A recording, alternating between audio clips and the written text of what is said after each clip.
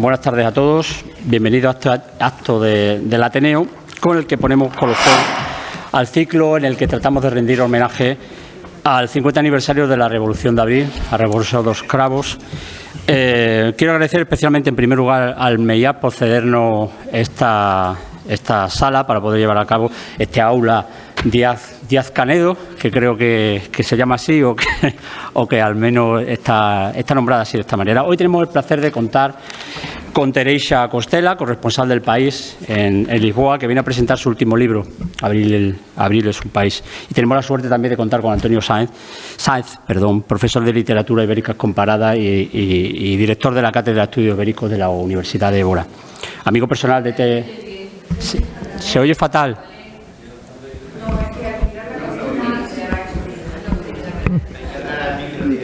Es que no soy artista, que es lo que ocurre. Ya me acerco.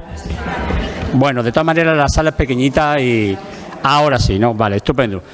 Bueno, pues no sé qué es lo que se había escuchado y qué es lo que no, pero bueno, lo vuelvo a repetir. Tenemos a Teresa Costela, corresponsal del País en Lisboa, que viene a presentar su último libro, Abril es un país, y tenemos la suerte también de contar con Antonio Sáenz, profesor de Literatura Ibérica Comparada y director de la Cátedra de Estudios Ibéricos de la Universidad de Évora.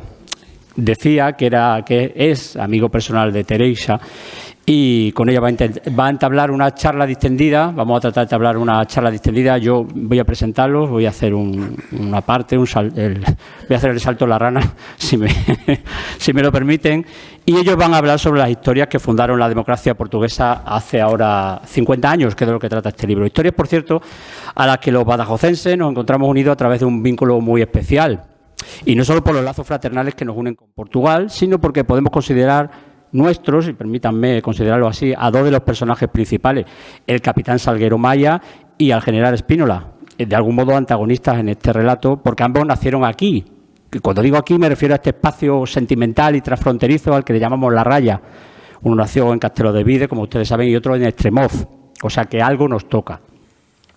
Teresa y Antonio conversarán sobre aquellos momentos épicos, sobre sus consecuencias y sobre sus antecedentes, que no escaparon también al realismo mágico y a las situaciones surrealistas. Antes lo comentaba con Teresa, como la de Salazar, ¿no?, cuando quedó incapacitado tras la caída aquella que tuvo cuando fue al podólogo, y le hicieron creer que seguía gobernando y recibía todos los días, despachaba con sus ministros, e incluso le hicieron un periódico especial para él, con fake news, se diría ahora, ¿no?, con noticias falsas que no eran tan falsas, pero en las que él seguía gobernando y él seguía siendo el jefe del Estado portugués. Es decir, un poco todo este realismo mágico que trasciende toda esta historia de la Revolución de Abril también.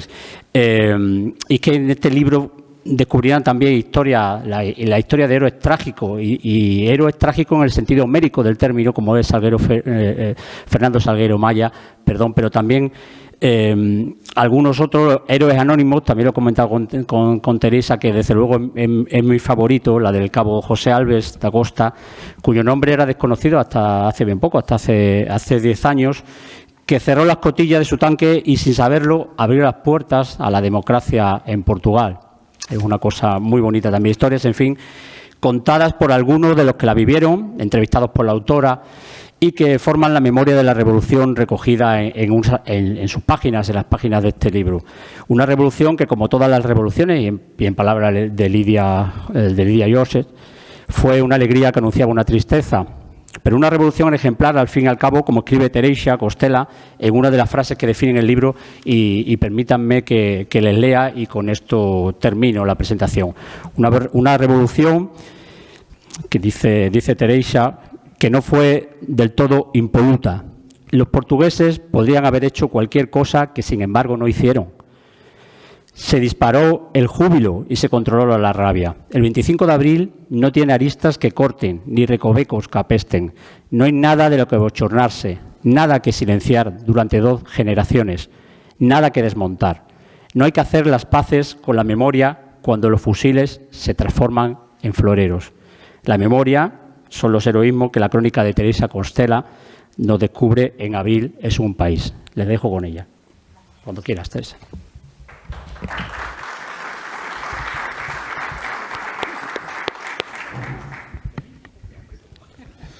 Muy buenas tardes. Buenas tardes a todas, a todos. Encantado de estar aquí compartiendo esta mesa, especialmente de dar la bienvenida a Teresa, dar la bienvenida a todos ustedes. ¿Así? ¿De pegadito hay que estar? Decía que es un placer estar aquí presentando, charlando un rato con Teresa sobre este libro, Abril es un país, de título sugerente, probablemente uno de los libros sobre el 25 de abril con un título más sugerente.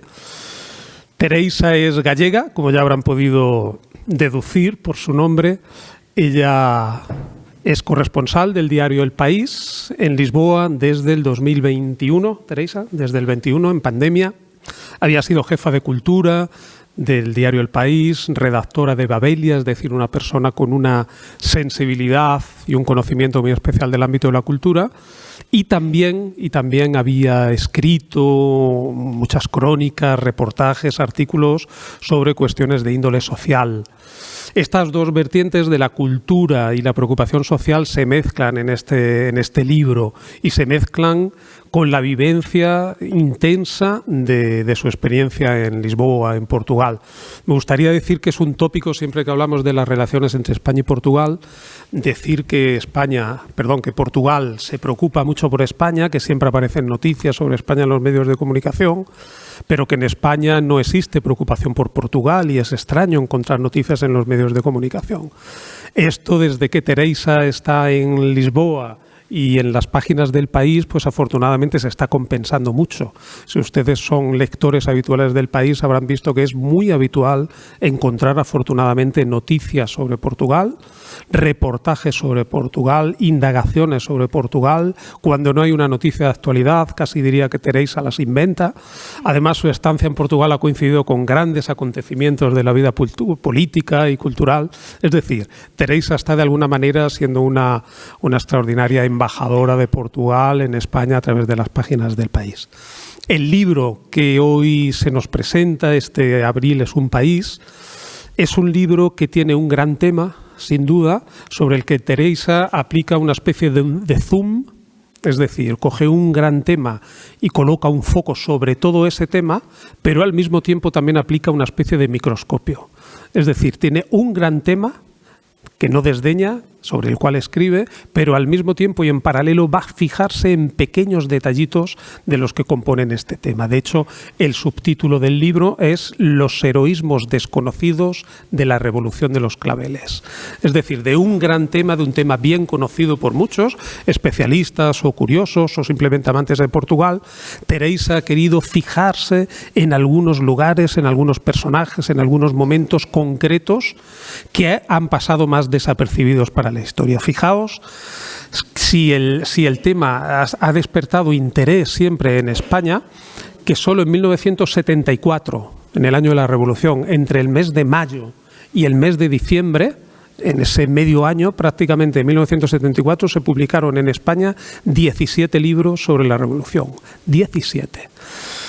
Libros periodísticos, crónicas, libros de viaje, algunas aproximaciones en el territorio de la ficción, sobre todo desde Cataluña, nombres conocidos por todos como Luis Carandel, por ejemplo, escribió un libro maravilloso sobre la Revolución. Es decir, fue un hecho histórico que despertó rapidísimamente el interés del otro lado de la frontera. A veces con visión periodística, a veces con visión literaria. Y se recepcionó, este verbo suena un poco extraño, se leyó de diferentes maneras en los diferentes espacios culturales o nacionales de la península. Curiosamente, desde Galicia, la tierra de Teresa, hubo una gran preocupación periodística por el 25 de abril, pero no mucha preocupación cultural. Es curioso esto, porque las grandes revistas gallegas de cultura, Grial, por ejemplo, no dedicó ningún número a la Revolución de los Claveles. Algo parecido sucede desde Madrid, donde la prensa franquista tenía bastante dominado el medio y pues la mayor parte de los periódicos hicieron una recepción de la Revolución, en fin, pues como diciendo, cuidado con lo que está pasando con Portugal, que algo parecido y maligno puede pasar aquí. Sin embargo, en Cataluña la recepción fue totalmente contraria y Cataluña, pues una vez más, es la comunidad peninsular que mira con más atención a Portugal y también en este evento. En Cataluña se publicaron libros de crónicas, libros de viajes, crónicas periodísticas, números especiales de revistas, al menos 2 novelas y una obra de teatro que tienen en el tema de la revolución su argumento. Es decir, hay una gran atención de Cataluña sobre Portugal. Pues por una razón muy sencilla, porque Cataluña siempre ha mirado y mira a Portugal como una especie de espejo donde ver aquello que podría haber sido si la independencia hubiera sido en algún momento posible. Es decir, existe esa especie de hermandad histórica entre Cataluña y Portugal, y también diré entre Portugal y Cataluña, de hermanos que pretendían, bueno, pues desligarse de un tercero. Uno lo consigue, otro no, y entonces Cataluña siempre está muy atenta a lo que sucede en Portugal. Lo que sí es verdad es que yo diría, no sé si Teresa estará de acuerdo, luego hablaremos de esto, que quizá el 25 de abril es el único día de la historia peninsular en la que una gran mayoría de españoles sintieron envidia de no ser portugueses. Es decir, quisieron ardientemente ser portugueses o mirar para Portugal o estar en Portugal, porque Portugal había conseguido, sin utilizar la violencia, algo que en abril del 74 se añoraba profundamente por una gran parte de los españoles. Este es un libro que tiene entonces una historia, la historia del 25 de abril, y una intrahistoria, o si me permitís, 2 intrahistorias. La primera intrahistoria es la intrahistoria de esos pequeños momentos, esos pequeños acontecimientos que Teresa rescata y que va a poner de manifiesto en este libro. Pero luego hay una otra intrahistoria, que es la intrahistoria de Teresa llegando a Portugal y encontrándose con ese gran tema del que va a hablar, y encontrándose personalmente para hacer entrevistas a los diversos personajes que van a aparecer, personajes o personas históricas que participaron en el proceso de la Revolución y que Teresa entrevista en este libro. Teresa se encuentra con ellos, es decir, Teresa es también un personaje de este libro, un personaje que vive en ese país llamado Abril. Es un libro periodístico, podríamos decir. Yo quiero creer que es más una crónica literaria que un libro periodístico, pero que, digo desde ya, que se lee como una novela, se lee como la mejor de las novelas. Y digo esto para decirles que yo he tenido, por suerte o por desgracia, que leer muchos libros sobre el 25 de abril. Y este me parece un libro deslumbrante. El libro de Teresa me parece la mejor puerta de entrada que existe actualmente para un lector en el 25 de abril, pero también un pasillo maravilloso que recorrer para aquellos que ya han entrado en el tema, porque van a encontrar una nueva visión, una nueva lectura sobre el 25 de abril, van a encontrar testimonios inéditos hasta el momento de personajes que fueron centrales en aquella historia. Teresa cuenta, como ya se ha anunciado aquí, pequeñas historias del 25 de abril. El soldado que se encerró en el tanque para no disparar, el periódico, el diario de noticias, con una edición única de un único ejemplar para engañar al dictador. Cuenta la historia del tanque que iba avanzando por la avenida, se encuentra el semáforo en rojo y se detiene, haciendo una revolución deteniéndose en un semáforo en rojo. Es decir, cuenta todas esas historias, pero al mismo tiempo este libro, que son muchos libros o que son varios libros, es también una especie de pequeño tratado de la historia de Portugal. Nos habla de las guerras coloniales, de la descolonización. Cuando usamos ese término, a mí siempre me chirría, porque es un término que nos hace situarnos de un lado. Cuando hablamos de descolonización estamos hablando de la libertad, estamos hablando de la independencia, ¿no? Pero lo llamamos descolonización. Bueno, pues habla de ese proceso de la descolonización o de la independencia de las colonias portuguesas. Todos saben que sobre todo Angola, Mozambique, Guinea, de la que se habla poco, pero es donde fue más dura realmente la guerra. Pues empiezan una guerra en el 61 que se prolonga hasta el 74, hasta la Revolución, y que precisamente es una de las causas fundamentales de la Revolución. Es también un libro en el que se habla, como decía, de estos grandes acontecimientos, de la dictadura, de las 40 familias, de las 40 famosas familias poderosas que controlaban toda la vida social y económica de Portugal, en la que se nos habla del ejército pero también de los intestinos del ejército, es decir, de los movimientos internos que había y de cuáles fueron algunas de las causas que motivaron la rebelión de los capitanes. Algunas no románticas, sino bueno, pues de una naturaleza también económica. Nos habla de las matanzas coloniales, es decir, nos habla de toda la historia del último siglo de Portugal. Pero al mismo tiempo es un libro también que está plagado de referencias literarias, y aquí se ve mucho la vena cultural de Teresa.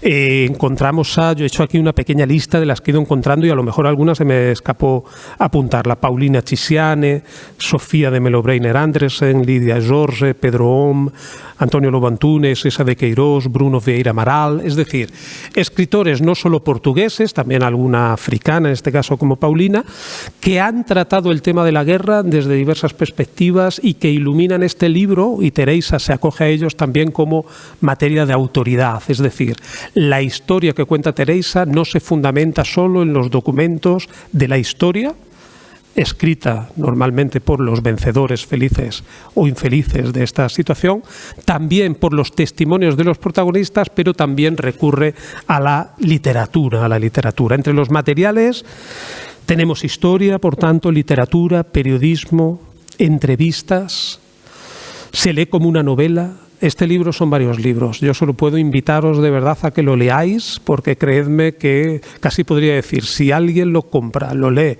y no le gusta, yo le devuelvo el dinero. Luego me puede buscar que yo le devolveré el dinero. El día 25 de abril es algo así en Portugal. Es un día que no tiene una equiparación posible en España, ¿no? Saben que Fernando Pessoa, cuando inventó los heterónimos, hablaba de que tuvo un día triunfal, es decir, tuve un día en el que se me ocurrieron todos los heterónimos, me puse de pie en una cómoda, empecé a escribir y me salieron 30 y tantos poemas seguidos, y ese fue mi día triunfal. Todo era mentira, por supuesto, pero ese día triunfal pasó a existir en la historia de la literatura. Pues igual que Fernando Pessoa pensó un día triunfal, probablemente el 25 de abril es el día triunfal de Portugal. Es el día en el que Portugal empieza a ser Portugal, en el que reescribe su historia, en el que hace una línea horizontal en la línea vertical de la historia y comienza a bautizarse y a crecer de otra manera. Y tiene de alguna manera también a sus reyes don Sebastián, que son los capitanes. Los capitanes son los que salen, no se sabe muy bien de dónde, y aparecen como ese rey don Sebastián perdido en la batalla de Alcázar-Quibir y que regresará una mañana de niebla. Pues ahí llegaron también los capitanes de abril para salvar a Portugal. Es un libro, por tanto, maravilloso que les recomiendo profundamente que lean y sobre el cual pues ahora vamos a hablar un poco con Teresa. A mí me gustaría empezar, Teresa, preguntándote algo muy sencillo. ¿Cómo nace el libro? En 2021, pandemia, tú llegas a Lisboa. ¿Cuál es tu primera sensación al llegar a Lisboa y cuándo empezaste, no digo ya a escribir el libro, sino a pensar que podía haber espacio, que podía contarse la historia del 25 de abril desde otra perspectiva? Bueno, vamos a eso ahora. Voy a dar las gracias primero al Ateneo por invitarme. Antonio, por estas palabras que acaba de pronunciar, que lo voy a fichar para todas las presentaciones a partir de ahora, y yo creo que ya no tengo casi nada más que decir. Pero bueno, también quiero darles las gracias a todos ustedes por estar aquí y obrigado a los que vengan creo que hay algún portugués, o sea que también obrigada por su presencia. Me preguntabas cómo nace el libro. Pues en cuanto llegué, porque en cuanto llegué murió Otelo Saraiva de Carvalho. Y yo hice una crónica pues apresurada y con mucho desconocimiento y mucha osadía, claro. O sea, sabía quién era Otelo de Saraiva de Carvalho, pero no tenía un gran conocimiento sobre la revolución. Y eso se generó un gran debate en el país por el tipo de homenaje que se merecía Otelo, si merecía honras, digamos, de Estado.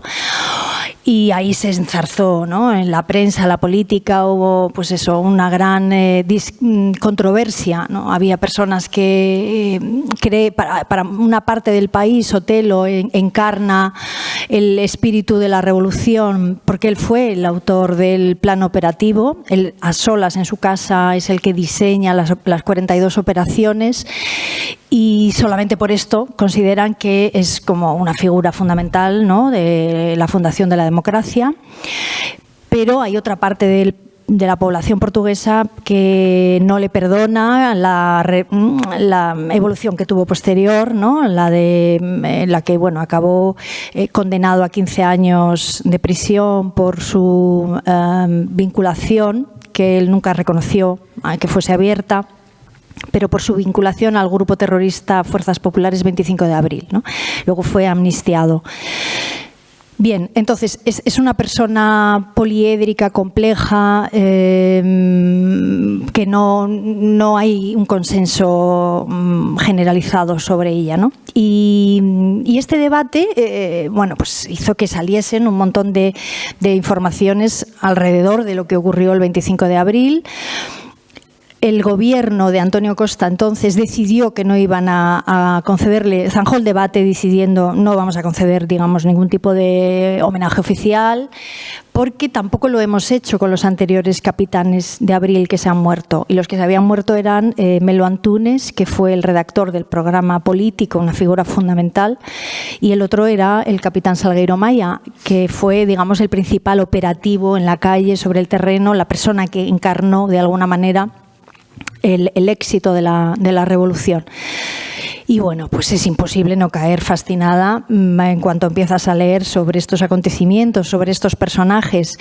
A mí Salgueiro Maia me fascinó por lo que hizo el 25 de abril, pero me fascinó también por lo que no hizo después del 25 de abril y por lo que le hicieron después del 25 de abril.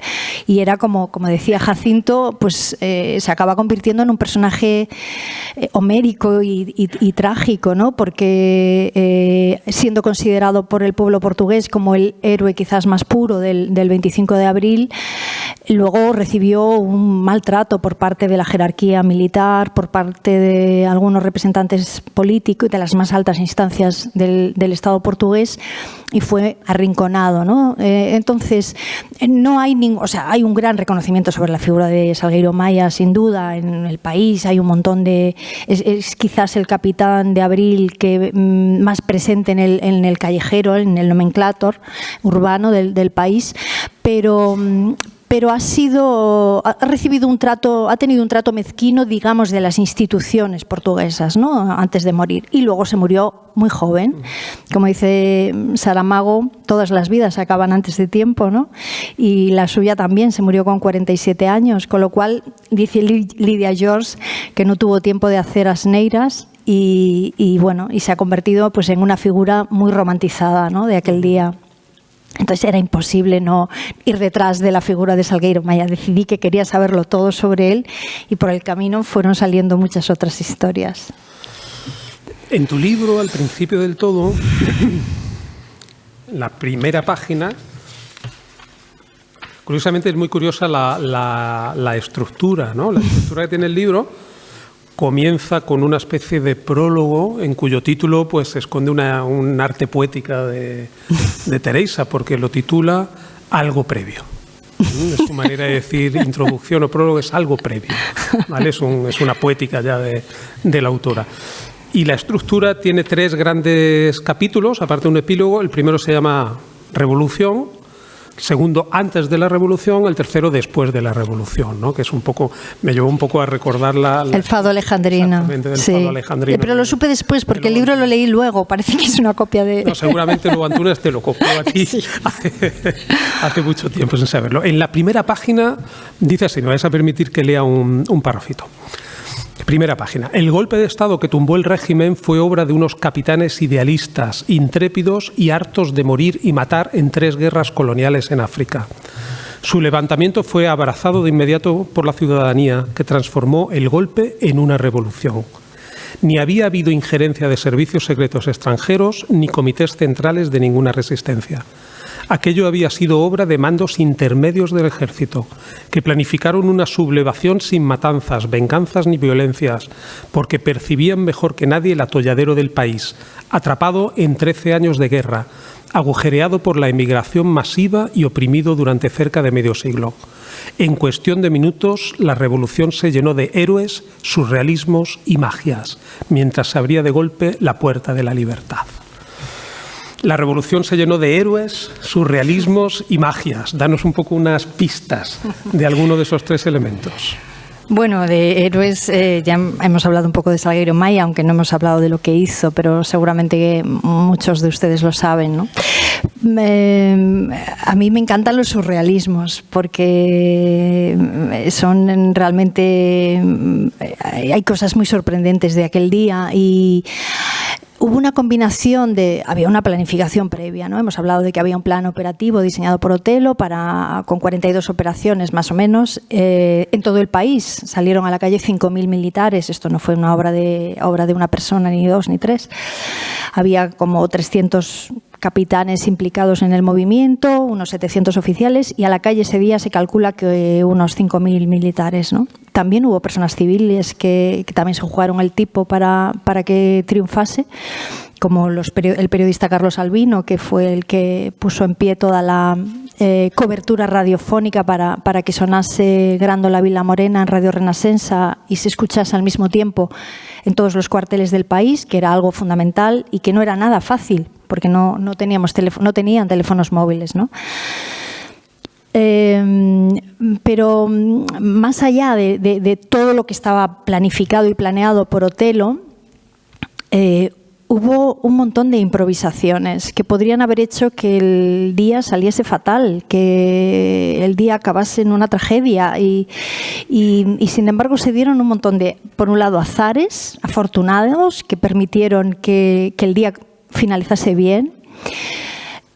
Y por otro, hubo escenas totalmente pues sorprendentes, ¿no? Y surrealistas, ¿no? La escena que es un error por mi parte, porque no es el conductor de un tanque el que para, no es un conductor de un blindado el que para en el semáforo, es el primer vehículo de la columna militar, que es un jeep, y que se llama Francisco Ferreira, y que sabemos que existe ahora porque ha sido entrevistado por los periodistas del Diario Público, por lo tanto no es una leyenda urbana. Ferreira en esa entrevista cuenta que efectivamente se para en el semáforo en rojo al llegar a la entrada de Lisboa, ¿no? Entonces hay un montón de acontecimientos así sorprendentes a lo largo del día, incluso la muerte del poeta surrealista Pedro On al día siguiente es insólita, ¿no? Un poeta surrealista que había fundado una corriente surrealista que se llamaba el abyeccionismo, he conseguido decirlo, y que se reúne cada noche con su editor y otros amigos en un garito de allí de Lisboa, de la Baixa, donde hay una mesa reservada para los surrealistas, al lado de otra mesa reservada para los demócratas. O sea, que esa taberna debía ser una taberna increíble, tenía que tener un gran ambiente, ¿no? Y el día 26, el Pedro On abre la puerta del local, se acerca a la mesa de los surrealistas y al llegar allí se desploma sin decir nada sobre sus amigos y se ha muerto en ese momento, ¿no? Entonces, tú dices en el libro, creo recordar, murió de libertad. Bueno, no lo dije yo, lo dijo el Diario de Noticias. O sea, yo reproduzco la noticia que se publica, ¿no? Y que dicen que se muere con la impresión de ver la caída del fascismo en Portugal, ¿no? Es increíble. Entonces es una muerte surrealista. Surrealista. Sin duda. La semana pasada, Teresa, estábamos en un encuentro parecido a este en Coimbra y estaba el capitán Vasco Lourenço. Y Vasco Lourenço hablaba de, entre otras muchas cosas, de cierta manipulación, creo recordar que fue el término que usó, en relación con la historia del 25 de abril. Es decir, que ni los héroes fueron tan héroes, ni los villanos tan villanos, y que, es decir, que como que la historia ha ido de alguna manera deformándose con el paso del tiempo, convirtiéndose en mito, en leyenda. ¿Tú has encontrado argumentos para estar de acuerdo con el capitán en todas tus entrevistas, contradicciones? Bueno, yo creo que siempre hay un riesgo de mitificación y sobre todo con un acontecimiento que luego tiene tanto, digamos, impacto a nivel internacional como tuvo este, ¿no? Ser un héroe del 25 de abril es algo fantástico, ¿no? Hubo desde el principio intentos de apropiación indebida. que yo no me he detenido en ellos porque yo no quería hablar de los malos. O sea, quiero decir, yo quería hablar de las personas que habían hecho algo que merecía la pena contar, que se habían jugado la vida por algo, por un bien común, que es un poco la definición que yo le doy al término heroísmo, ¿no? Una persona que está dispuesta a arriesgarlo todo para conseguir algo que no es para un beneficio personal, sino que es un beneficio para la comunidad, que fue lo que hicieron no solo los capitanes, sino también los luchadores políticos antifascistas anteriores a la revolución, tanto políticos como estudiantes, como sindicalistas, ¿no? Entonces, bueno, yo no me he detenido, digamos, no he querido escarbar la parte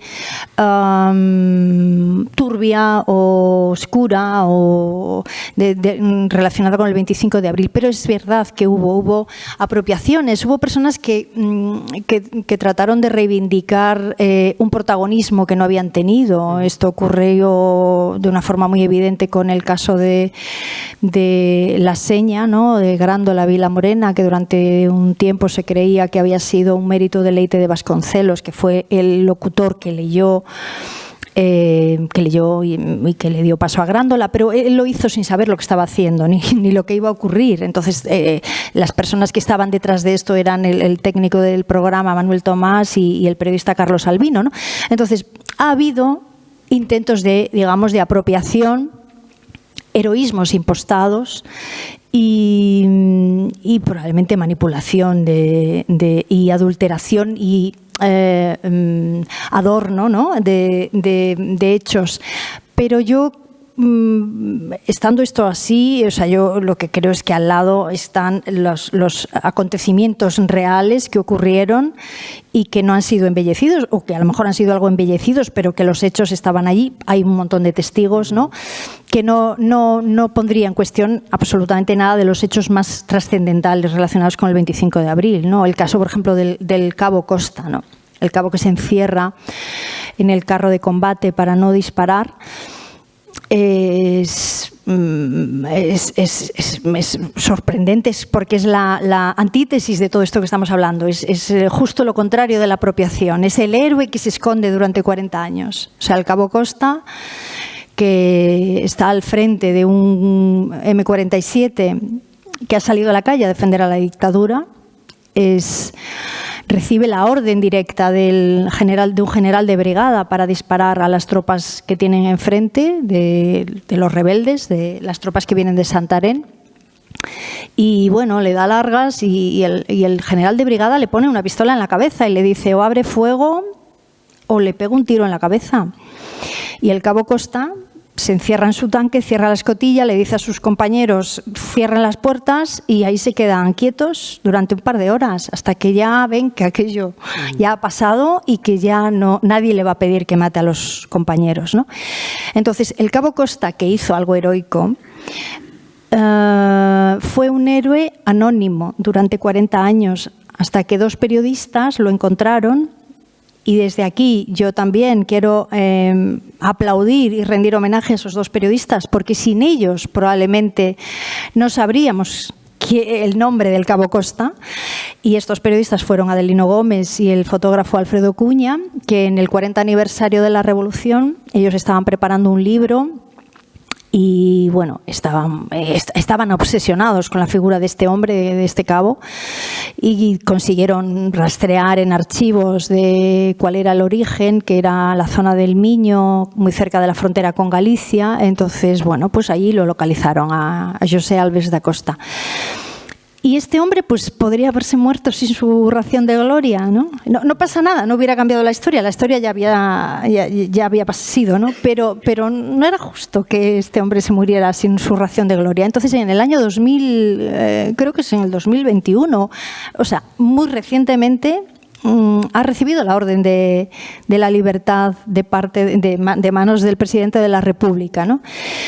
Y el cabo Costa lo que hizo, cuando él llegó al cuartel esa tarde-noche del 25 de abril del 74, y su su gesta, digamos, su decisión, ya había corrido más que él.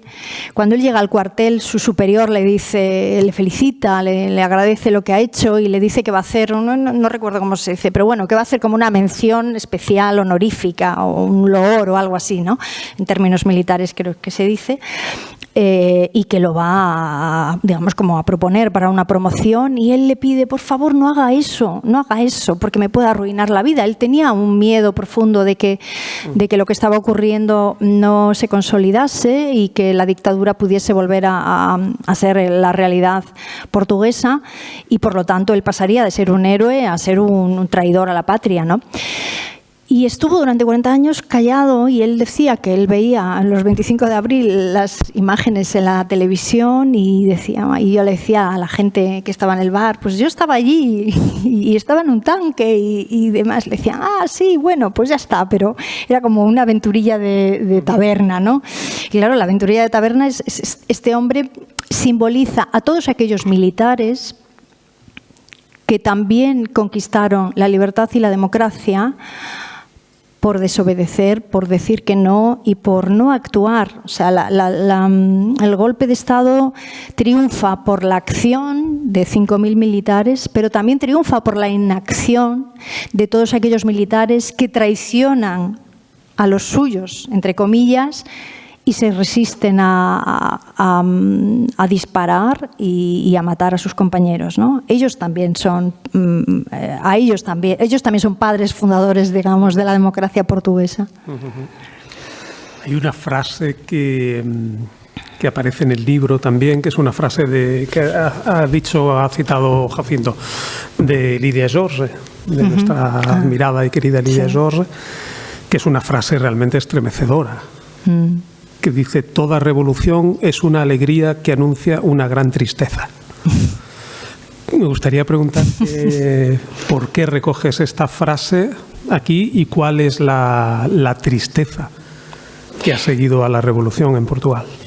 Bueno, ella considera, y primero les voy a explicar porque ella dice, o sea, esa es una frase que está en su novela Los Memorables, que está traducida al español, y que es una novela sobre el 25 de abril y sus protagonistas. Entonces yo la entrevisté para Babelia, para el periódico, y esa frase me llamó la atención. Entonces le pregunté por ella y ella decía, bueno, porque es que no hay ningún momento tan supremo como el de la revolución, es un momento altamente poético. Y a partir de ahí lo que llega es como la gestión de la banalidad de lo cotidiano, ¿no? O sea, no son términos comparables. Y la democracia, dice ella, es gestionar la banalidad de lo cotidiano, ¿no? Entonces, digamos que un momento es el momento del luz luminoso, ¿no? Con el foco encima, y el otro es el momento, pues, de la sombra, y bueno, y se confirmó también, ¿no? Aquí, o sea, el momento luminoso, glorioso es el 25 de abril, y luego Portugal entró en un periodo político llamado PREC, periodo revolucionario en curso, muy convulso, muy agitado, bueno, donde ahí se enfrentaron diferentes fuerzas, diferentes opciones políticas, diferentes deseos para el futuro, que llevaron al país a un momento de gran tensión que llegó a estar al borde, ¿no?, de la guerra civil, según algunos historiadores. Y evidentemente este ya no es un momento de tanta luz, ¿no? Aunque para muchas personas, o sea, aunque la luz, digamos, del 25 de abril yo creo que sigue irradiando en cierta medida a la sociedad portuguesa. No hay más que ver la manifestación de este 25 de abril, que fue histórica, las masas que salieron por la Avenida de la Libertad. Entonces sigue siendo...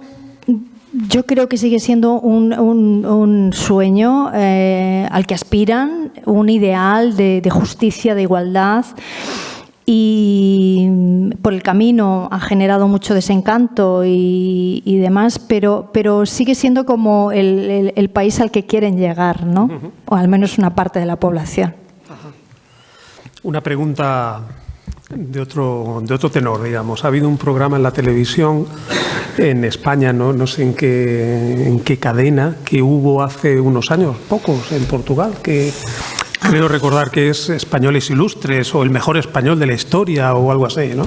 Grandes protagonistas, puede ser, o algo así. No sé muy bien, pero el caso es que se elegía como al mejor ciudadano nacional de toda la historia. Aquí en España tengo entendido que ganó Ramón y Cajal. Sí. Ramón y Cajal. En Portugal ganó Salazar. Sí. ¿Cómo interpretas esta circunstancia? Sí, bueno, a ver, no le daría tampoco, quiero decir, es anecdótico y no lo es, ¿no? O sea, quiero decir, no le podemos dar categoría de, bueno, pues es que los portugueses son todos unos saudosistas, ¿no? Como dicen ellos de Salazar. Pues no lo son. Pero es verdad que Salazar, en cierta medida, tiene todavía cierta aureola en una parte de la población, como de un gestor que hizo las cosas bien, que, no sé, tiene cierta aureola positiva, ¿no? Y bueno, y sorprendentemente en este concurso, que es una encuesta, ¿no? Es un concurso, yo creo que británico, bueno, que es una franquicia que ahora está yendo por televisiones de todos los países. En Portugal yo creo que fue en 2017 o así, bueno, no recuerdo. Y de los 10 finalistas, entre los 10 finalistas no había ningún capitán de Abril. El 11º era Salgueiro Maia, pero era el primero y era el 11º. Entonces, claro, sí que sorprende que la primera figura, digamos, que aparece ahí sea Salazar, pero bueno, digamos que es para ese tipo de personas que ven ese programa en esa cadena, ¿no? No creo que sea representativo del sentir de todos los portugueses. Una última pregunta te hago antes de pasar la palabra al público. En el libro hablas de heridas abiertas de la sociedad portuguesa. La colonización, la guerra, los retornados. Háblanos un poquito de todo esto. Bueno, la guerra, las guerras están llenas de suciedad, como sabemos, y probablemente nunca llegamos a conocer toda la sociedad que hay en cada guerra. Aunque bueno, los historiadores se empeñan, ¿no?, en sacarla, afortunadamente, para conocimiento de todos. Pero en Portugal todavía yo he tenido un poco la sensación de que las 3 guerras coloniales son un poco todavía una caja de Pandora, ahí en el libro lo digo, llena de tempestades por estallar todavía, ¿no? Entonces, uno de los capitanes de Abril que entrevisté, Costa Neves, y que le pregunté mucho por su experiencia en la guerra, que no había sido de las peores porque él estaba en la Fuerza Aérea, era ingeniero aeronáutico, por lo tanto no tenía que, digamos, ensuciarse en lo peor, en el frente.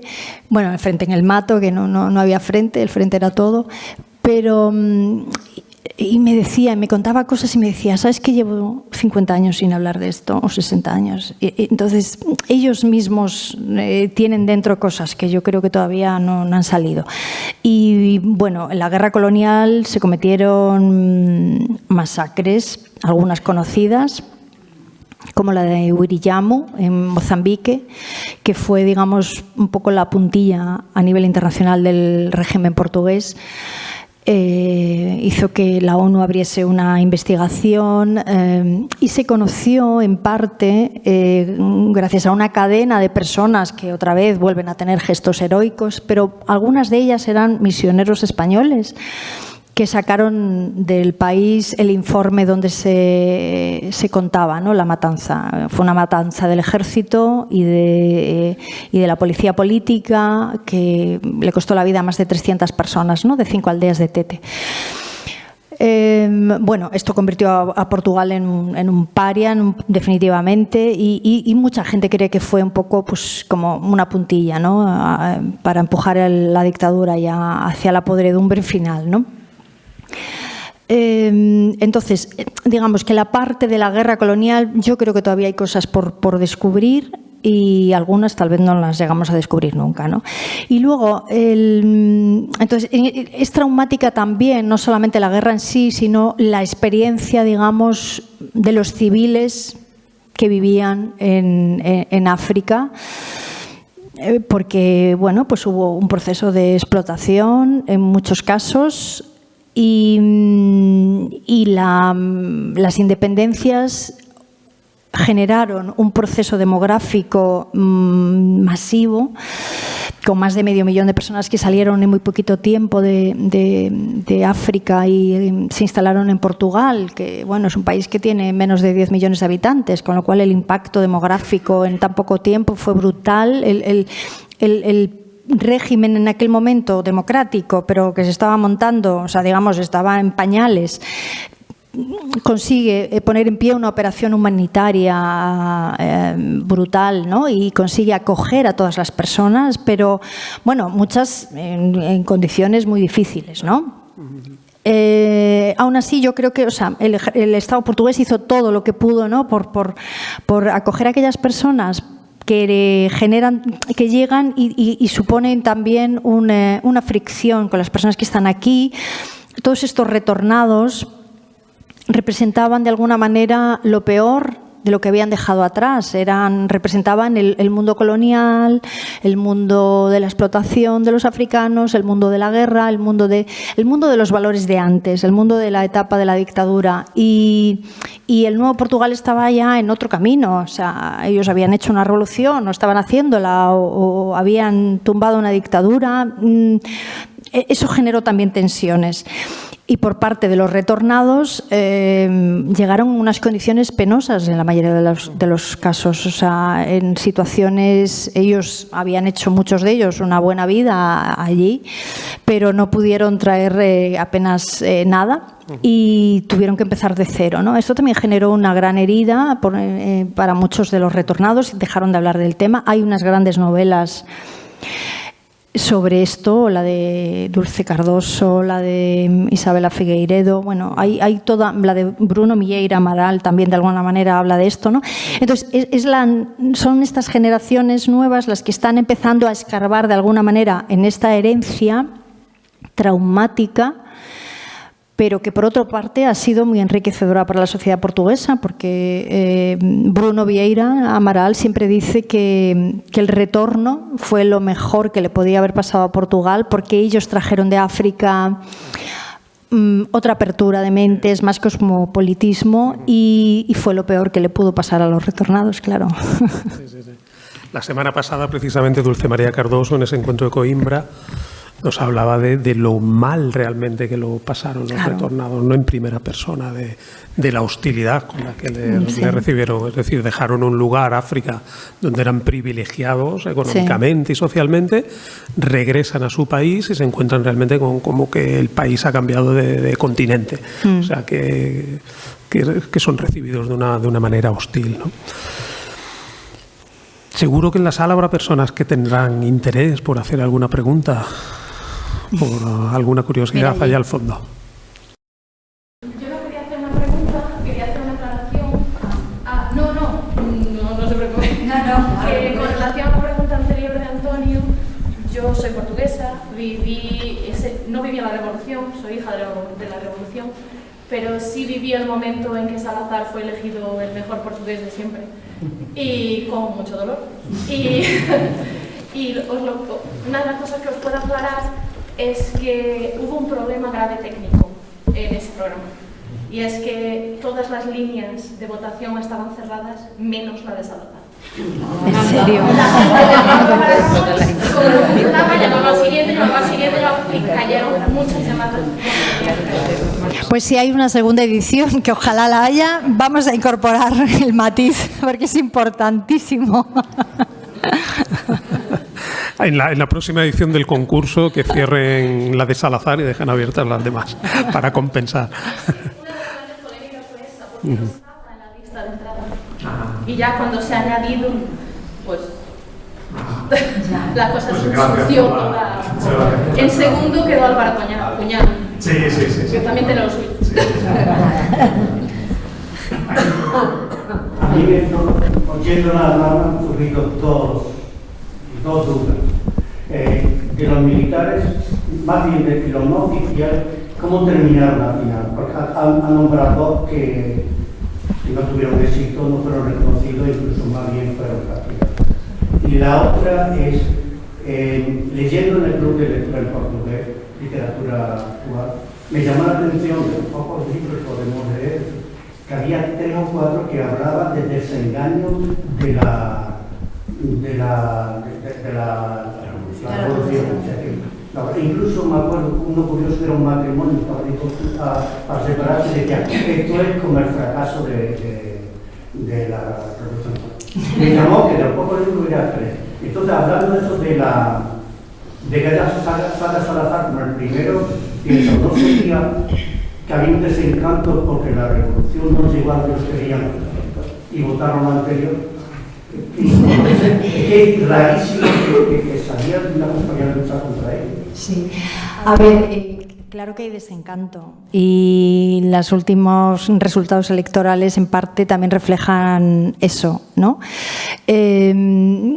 El movimiento de las Fuerzas Armadas tenía 3 objetivos: democratizar, desarrollar y descolonizar. Hay 2 que se da por hecho que están más que cumplidos. Uno es la democracia portuguesa y otra la salida de África.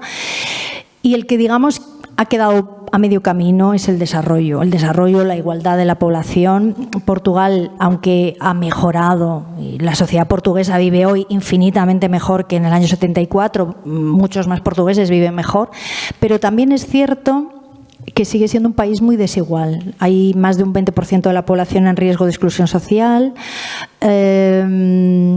y hay cierto desencanto que también es generalizado, no solamente es un fenómeno portugués, sino también de las democracias, ¿no? Hay cierta desilusión por estas vías muertas en las que están muchas vidas, por sentirse abandonados por el sistema, por considerar que no han tenido la vida que se merecían, ¿no? Y que, bueno, es parte de lo que explica parte del fenómeno del populismo y, por ejemplo, en Portugal, del voto de Chega, que en las últimas elecciones sabéis que superó el 1.000.000 de votos, ¿no? Entonces, esto es así, o sea, hay un desencanto, pero yo no diría que la sociedad portuguesa ahora mismo esté tan amenazada por ese desencanto que pueda haber un viraje político, sino de verdad, o sea, yo creo que lo que ocurrió este 25 de abril, cómo se vivió en la calle y la respuesta que tuvo, la gente salió a la calle no solo porque era el 50 aniversario, sino que salió a la calle para decir que estaban dispuestos a defender su libertad y su democracia, ¿no? Porque la sienten en cierta medida amenazada y eso también es muy interesante, ¿no? Y bueno, esto era una pregunta y había otra. Los capitanes. Los capitanes. Salgueiro Maia. Sí, y Otelo. También terminaron mal. Bueno, Otelo se murió en el año 2021 y... Sí, claro, él tuvo una deriva diferente. O sea, Otelo se metió en política, o sea, claramente. Después, o sea, él no había hecho política antes, pero después del 25 de abril él se convirtió, tuvo un cargo militar que, bueno, era más que un cargo militar porque en realidad se convirtió como en el jefe de todo, ¿no? Y a su despacho acudían los agricultores del Alentejo, los jornaleros del Alentejo a decir que él le dio licencia, ¿no? Para ocupación de tierras, por ejemplo. Bueno, y ahí se fue metiendo, ¿no? Digamos, él decía, tenía una masa de personas allí con un montón de problemas, tenía 2 caminos, uno era hacer unos tiros y dispersarlos y otro tratar de resolver sus problemas. Y en esa elección de resolver sus problemas, él entró en el camino de la política. Él soñó con un proceso, una sociedad, un modelo político para Portugal distinto, revolucionario. Tampoco era comunista, o sea, Otelo nunca fue comunista, o sea, nunca estuvo metido en el Partido Comunista Portugués, de hecho hubo bastantes enfrentamientos, pero sí que defendía un modelo, digamos, de democracia popular que no se sabía, estaba por inventar, ¿no? De alguna manera. En esta deriva, pues en los años 80, pues surgen las brigadas... O sea, perdón, las brigadas no, las Fuerzas Populares 25 de abril, que es un grupo terrorista que mata a creo que 16 personas. Y Otelo pues está en esa órbita. Él no está en el, digamos, no es un operativo de las fuerzas, pero aparece un poco como un teórico. Y sobre todo es utilizado, ¿no? Él era un icono de la revolución del día 25 de abril, entonces para este grupo terrorista era muy importante ser asociado. Y bueno, finalmente le condenan a 15 años, ¿no?, de prisión. Ya comenté que fue amnistiado luego. En los últimos años, él, bueno, y yo creo que esa figura pues estuvo marcada por esto, ¿no? O sea, quiero decir que él fue el rey, digamos, del 25 de abril de alguna manera, pero luego cometió errores graves, ¿no?, a la hora de tomar ciertos caminos. El caso de Salgueiro Maia es muy distinto. Él no hizo política, no tenía ningún interés. Le ofrecieron cargos, pero los rechazó. Y él se sentía militar. Pero bueno, probablemente supongo que le hubiera gustado no haber recibido el trato que recibió, no haber sido destinado y apartado en Azores durante un tiempo, no haber sido degradado y convertido en jefe de la prisión de Santarém, el que había traído la libertad al país, ¿no? Era como una ofensa muy, muy obvia. Y bueno, él decía que pagaba una condena por un crimen que no sabía que había cometido, ¿no? Sí. ¿Alguna pregunta, Javier? Bueno, en primer lugar, gracias por las cosas que nos cuentas del país de Portugal. Algún día, los que seguimos mucho la actualidad portuguesa, haremos una taxonomía del corresponsal español en Portugal, porque desde Diego Carcedo y Eduardo Sotillos hasta ahora hemos pasado de todo. Yo ha habido gente que me da cuenta que sale enamorada de Portugal y leo todas las cosas que piensan de Portugal, no voy a decir nombres, pero también he visto a alguno que ir a un debate de televisión para hablar de un tema hispano-portugués, y aparte de no hablar portugués, repetir los prototipos del español, cómo se comporta en Portugal. Y las cosas que tú nos cuentas son de otra manera. Y de hecho, más gente que sigue las cosas de Portugal dice, oye, ¿cuántas cosas salen en el país ahora de Portugal? Y qué bonitas y qué bien contadas. Y lo que quería, y esto, después de esto, solamente quería decir una cosa. En Portugal, en España no tenemos una fecha laica unánime. No la tenemos, ni siquiera el 6 de diciembre. Sí, es más, el 6 de diciembre se puso como a posteriori. No la tenemos. Claro. No la tenemos. Y en Portugal parece, por lo que hemos visto el 25 de abril, que es casi unánime. ¿Vale? Sabemos que hay un grupúsculo que no lo es. Pero en Portugal permanecen cosas que muchas veces hay que explicar. O sea, yo, por ejemplo, cuando se dan los resultados de las elecciones electorales, hay un montón de gente que dice, el Partido Socialdemócrata ha ganado. Digo, espérate que el Partido Socialdemócrata no es. Pero hubo un momento en que en Portugal, para ser el medio demócrata, había que decir que era socialdemócrata. Y de hecho todavía le queda el partido. Y a lo mejor esa es un poco la diferencia con España, pero ¿no crees que, aparte de lo que ha ocurrido en el 25 de abril con todas las celebraciones, en Portugal sí que se ha dado un paso y que hay unas nuevas generaciones, que en algunos sitios como Elvas votan un 38% a la ultraderecha, que ya no van a tener ese recuerdo idílico de abril? Y lo último que te digo, mira, yo la primera vez que fui, yo soy un poquito mayor que Susana, y mi reconocimiento del 25 de abril fue pasar a Elvas y ver que habían pintado hoces y martillos, no con spray porque no existía, sino con pintura roja que dejaba manchas de sangre. Mi madre, su preocupación, mi madre nacida en el 40, era que cuando volviésemos a España supiesen que hemos visto hoces y martillos. ¿Vale? Estaba en el año 74 y yo durante mucho tiempo no conté que había visto hoces y martillos. ¿Vale? Sí, bueno, qué interesante, sí. Lo de... bueno, perdona la pregunta. Que a pesar de esta celebración ya no está viendo el 25 de abril como algo idílico y como algo que aglutina a un 80% de los. No sé, yo esta pregunta, si me la haces hace un mes, hubiera dicho, tienes toda la razón, pero después de ver el 25 de abril en la calle, no lo tengo tan claro, porque lo más sorprendente de la manifestación que yo vi en Lisboa es que estaba llena de gente, entonces, de gente joven. Quiero decir, entonces, cuando rápidamente ahora se dice es que los jóvenes son de derechas o son de ultraderecha incluso, ¿no? Y bueno, y es verdad, hay jóvenes extremistas y populistas, pero no son todos los jóvenes extremistas y populistas. O sea, creo que tendemos a veces a generalizar y a meter en el mismo saco a todas las personas. A mí me dio mucha esperanza. O sea, yo hice un epílogo en el libro, un poco desesperanzado también y con cierto desencanto, con cierta nostalgia, porque todavía no habían sido las elecciones, todavía no había habido 1 millón de votos de Chega, pero bueno, ya había como cierto desencanto y tal, pero bueno. Y luego escribí un segundo epílogo para la edición gallega que se publicó después y ya habían sido las elecciones. Y ese fue un epílogo mucho más decepcionante, ¿no? Y decepcionado porque claro, había habido más de 1 millón de personas que habían votado a André Ventura. Y me preocupó porque dije, bueno, el ADN de Abril que tiene este país y que yo creía que estaba como muy arraigado, se está diluyendo, ¿no? Está dejando de tener impacto. Sin embargo, la respuesta que ha habido en este 25 de abril me hace pensar que fue como una especie como de adormecimiento, ¿no? Entonces, yo creo que claro que hay una parte de la población que tendrá nostalgia del pasado, pequeña, ¿eh? Yo no creo que la mayoría del 1 millón de votantes de André Ventura no son nostálgicos del pasado.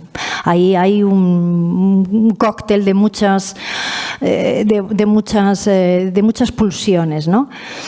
Pero, no sé, yo me he sentido esperanzada después de ver este 25 de abril, pero mi respuesta habría sido distinta una semana antes, sí. Hay esperanza. Bueno, para mí el 25 de abril tiene un sentido muy especial porque un hijo mío nació ese día precisamente y cuando yo iba a verlo al hospital, escuché por la radio: en Portugal ha habido un golpe de Estado. Y yo dije, Dios mío, el año anterior fue en Chile, mataron a un montón de gente, ahora matarán a los portugueses, tendrán que venir por aquí, por la frontera y tal. Y después cambió todo eso y fue pacífico. Y a mí me atrajo mucho y me dediqué a escuchar por la radio. En las noticias recuerdo que era Radio Renascença la que escuchaba más. Y bueno, pues tengo un cierto conocimiento de eso. Entonces, hubo varios cambios, ¿no? Y yo quería preguntar por qué aquí se vino en un helicóptero el general Espínola, ese del monóculo, porque intentó dar un golpe de derecha y fracasó. Y se vino aquí a la base nuestra, a Talavera. Allí yo tengo un amigo que me contó hace poco que le dieron ropa civil, lo vistieron de todo y tal. Y ahora la pregunta es, estábamos en plena Guerra Fría todavía. No había unas líneas rojas a las que no se podía cruzar porque además Portugal pertenecía a la OTAN, nosotros no. Ahí había la base en Béjar, en la que de alguna forma esa revolución, a pesar de todo lo bonita que fue y de todo lo encantadora y ella, no estuvo, crees tú, vigilada de lejos para que no se pasaran esas líneas rojas. Por ejemplo, cuando se tomaron las tierras, pues después se devolvieron todas, otra vez.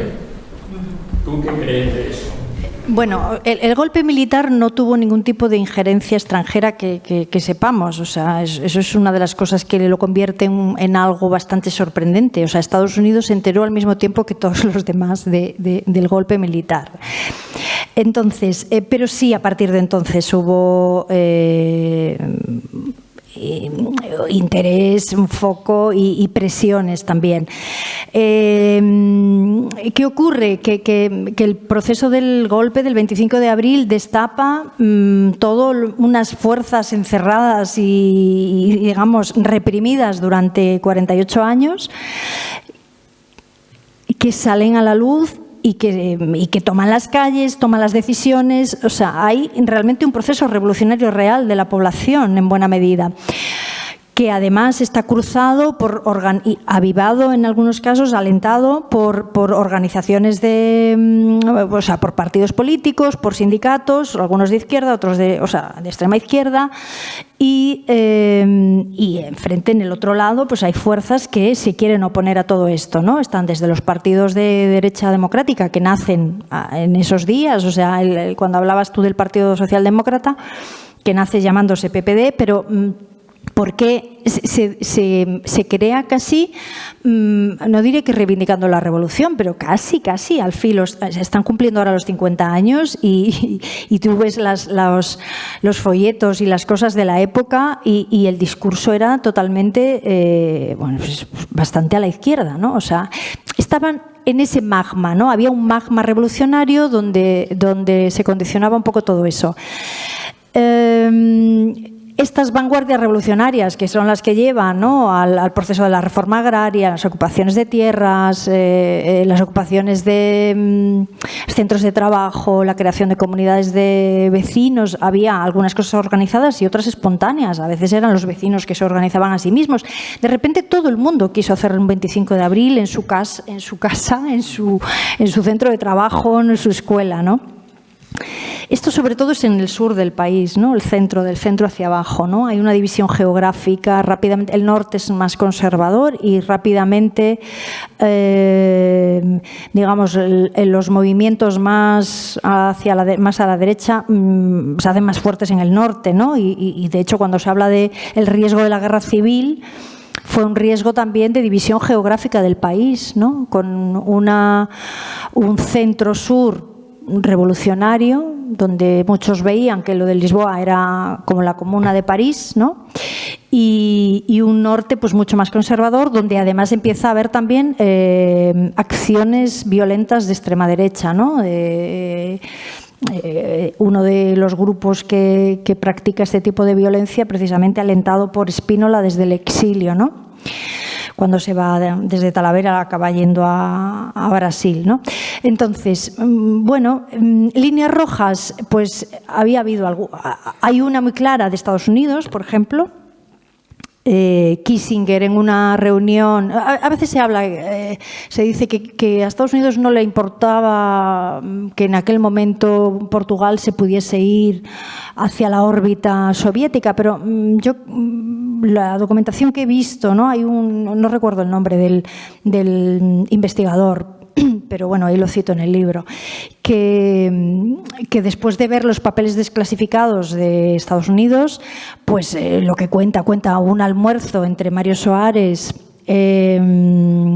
Kissinger y en aquel momento era Costa Gómez, creo. Bueno, entonces cuenta un almuerzo donde Kissinger les dice claramente, o sea, está muy preocupado con la deriva portuguesa y teme que pueda haber un efecto contagio de esa revolución descontrolada a otros países como España, que era, entre comillas, muy importante para ellos, e incluso a otros países como Italia o Francia. Y claramente les viene a decir, o sea, si quieren dólares, los comunistas tienen que estar fuera, ¿no? Eso por un lado. Y luego están los acuerdos de Helsinki, ¿no? Donde hay toda la comunidad, o sea, donde hay un acuerdo de las potencias para respetar, no intervenir en los conflictos internos de cada país.